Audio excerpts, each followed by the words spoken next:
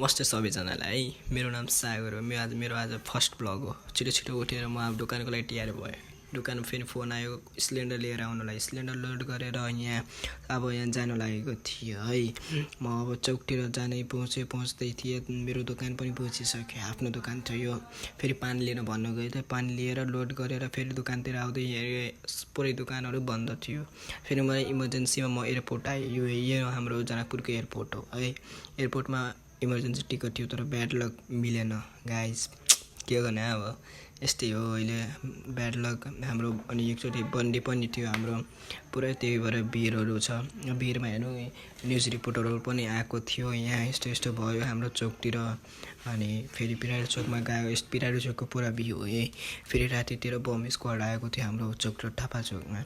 अनि छिटो दोकान बन्द गर्नु थियो। दोकान बन्द गरेपछि मेरो लास्ट इन्डिङ हो। Happy ending guys.